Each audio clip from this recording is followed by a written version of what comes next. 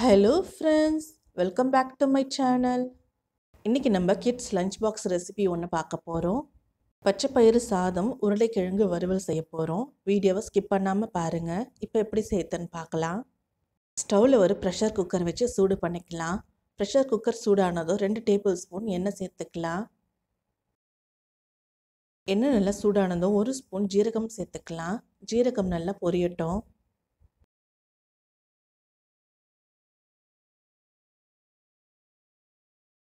இப்போ கொஞ்சமாக புதினா கொத்தமல்லி சேர்த்துக்கலாம். ரொம்ப அதிகமாக சேர்த்துறாதீங்க. ஒரு ஃப்ளேவருக்காக தான் இதை சேர்க்குறோம்.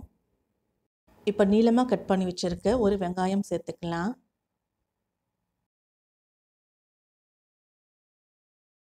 வெங்காயம் நல்லா பொன்னிறம் ஆகிற வரைக்கும் நல்லா வதக்கி விட்டுறலாம். வெங்காயம் நல்லா வதங்கினதுக்கப்புறம் ஒரு பெரிய சைஸ் தக்காளி நீல வாக்கில் கட் பண்ணி சேர்த்துக்குங்க.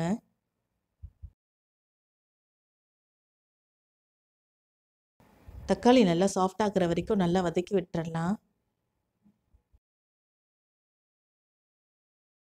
இப்போ 1 டேபிள் ஸ்பூன் இஞ்சி பூண்டு விழுது சேர்த்துக்கலாம்.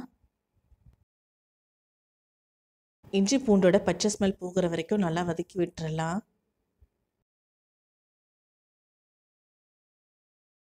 இப்போ 1 கப் அளவுக்கு பச்சை பயிறு சேர்த்துக்கலாம். பச்சை பயிறு சேர்த்ததும் 1 நிமிஷத்துக்கு நல்லா வதக்கி விட்டுறலாம். பச்சை பயிறு நல்லா வாஷ் பண்ணிவிட்டு நைட்டு முழுக்க ஊற வச்சு எடுத்துருக்கேன். பச்சை பயிறு ஊறினதுக்கப்புறம் ஒரு தடவை வாஷ் பண்ணிவிட்டு அதுக்கப்புறமா யூஸ் பண்ணுங்கள். அப்போ நம்மளுக்கு கேஸ்ட்ரிக் ப்ராப்ளம்லாம் வராமல் இருக்கும். இப்போ 1/4 ஸ்பூன் மஞ்சள் தூள் சேர்த்துக்கலாம். 1/4 ஸ்பூன் அளவுக்கு பெருங்காயத்தூள் சேர்த்துக்கலாம். 2 டேபிள் ஸ்பூன் குழம்பு மிளகாய்த்தூள் சேர்த்துக்கலாம்.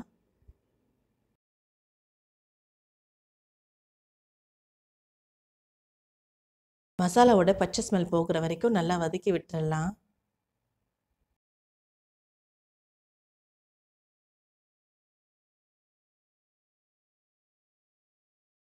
இப்போ 5½ கப் அளவுக்கு தண்ணி சேர்த்துக்கலாம். 2 டம்ளர் அரிசி எடுத்திருக்கேன். அதுக்கு 4 டம்ளர் தண்ணி சேர்த்துருக்கேன்.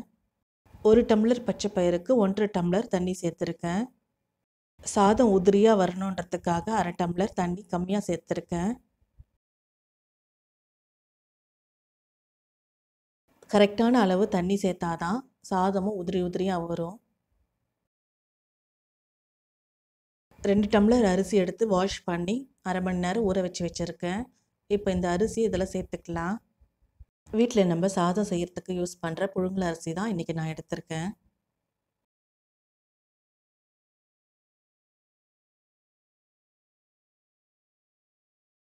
இப்போ தேவையான அளவு உப்பு சேர்த்துக்கலாம்.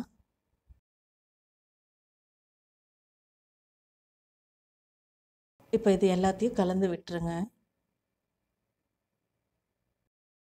இது நல்லா கொதி வரட்டும். இது போல் கொதி வரும்போது ப்ரெஷர் குக்கரை மூடி போட்டு மூடிடுங்க. 2 விசில் வர வரைக்கும் வேக வச்சு எடுத்துக்கலாம். பச்சை பயிறு சாதம் ரெடி ஆகிறதுக்குள்ளே நம்ம உருளைக்கிழங்கு வறுவல் செஞ்சுக்கலாம். நான் இன்றைக்கி 2 உருளைக்கிழங்கு எடுத்திருக்கேன். உருளைக்கிழங்கு தோல் சீவிட்டு இது போல் க்யூப் மாதிரி கட் பண்ணி எடுத்துக்குங்க. 1/4 ஸ்பூன் உப்பு சேர்த்துக்கலாம். உருளைக்கிழங்கு மூழ்கிற அளவுக்கு தண்ணி சேர்த்துக்கலாம். இப்போ இது 3 நிமிஷம் நல்லா வேக வச்சு எடுத்துக்கலாம். 90% குக் ஆனால் போதும். ரொம்ப சாஃப்ட் ஆகணுன்ற அவசியம் இல்லை. இப்போ உருளைக்கிழங்குல இருக்க தண்ணியை ஸ்ட்ரெயின் பண்ணி எடுத்துக்கலாம். இப்போ ஸ்டவ்வில் ஒரு கடாய் வச்சு சூடு பண்ணிக்கலாம். கடாய் நல்லா சூடானதும் 2 டேபிள் ஸ்பூன் எண்ணெய் சேர்த்துக்கலாம். எண்ணெய் நல்லா சூடாகட்டும். எண்ணெய் நல்லா சூடானதும் 1/4 ஸ்பூன் கடுகு சேர்த்துக்கலாம். கடுகு நல்லா பொரிஞ்சு வரட்டும். இப்போ கொஞ்சம் கருவேப்பிலை சேர்த்துக்கலாம். இப்போ நம்ம வேக வச்சு எடுத்துருக்க உருளைக்கிழங்கு சேர்த்துக்கலாம். உருளைக்கிழங்கு சேர்த்ததும் நல்லா கலந்து விட்டுருங்க. இப்போ 1/4 ஸ்பூன் மஞ்சள் தூள் சேர்த்துக்கலாம். 1/4 ஸ்பூன் அளவுக்கு பெருங்காயத்தூள் சேர்த்துக்கலாம். 1 டேபிள் ஸ்பூன் மிளகாய்த்தூள் சேர்த்துக்கலாம். ஏற்கனவே நம்ம உப்பு சேர்த்துருக்கோம். உப்பு பார்த்துட்டு உப்பு தேவைன்னா சேர்த்துக்குங்க. இப்போ ஸ்டவ்வை ஹை ஃப்ளேமில் வச்சு நல்லா கலந்து விடுங்க. அந்த மசாலா எல்லாம் வந்து அந்த உருளைக்கிழங்குல சேரணும். நல்லா ட்ரை ஆகிற வரைக்கும் நல்லா கலந்து விடுங்க. அவ்வளவுதான், சிம்பிளான உருளைக்கிழங்கு வறுவல் ரெடி ஆயிடுச்சு. இப்போ 2 விசில் வந்துருச்சு. குக்கர் ஓப்பன் பண்ணி பார்க்கலாம். சாதம் பாருங்க குழையாம இருக்கு. இப்போ 1 டேபிள் ஸ்பூன் நெய் சேர்த்துக்கலாம். ஒரு ஃபோர்க் வச்சு நல்லா கலந்து விட்டுறலாம். அவ்வளவுதான், சூப்பர் ஹெல்த்தியான பச்சை பயிறு சாதம் உருளைக்கிழங்கு வறுவல் ரெடி ஆயிடுச்சு. இந்த லஞ்ச் பாக்ஸ் ரெசிபியை நீங்களும் ட்ரை பண்ணி பார்த்துட்டு எப்படி இருந்துச்சுன்னு எனக்கு கமெண்ட் பண்ணுங்கள். இந்த ரெசிபி உங்களுக்கு பிடிச்சிருந்தா லைக் பண்ணுங்கள், ஷேர் பண்ணுங்கள், கமெண்ட் பண்ணுங்கள். இன்னும் என்ன மாதிரியான வீடியோஸ் வேணும்னு சஜஸ்ட் பண்ணுங்கள். என்னோட சேனலை முதல் முறையாக பார்க்குறீங்கன்னா மறக்காமல் சப்ஸ்கிரைப் பண்ணுங்கள். பக்கத்தில் இருக்க பெல் ஐக்கானை கிளிக் பண்ணுங்கள். அப்போ தான் நான் போடுற புது வீடியோவோட நோட்டிஃபிகேஷன்ஸ் உங்களுக்கு வரும். தேங்க்ஸ் ஃபார் வாட்சிங்.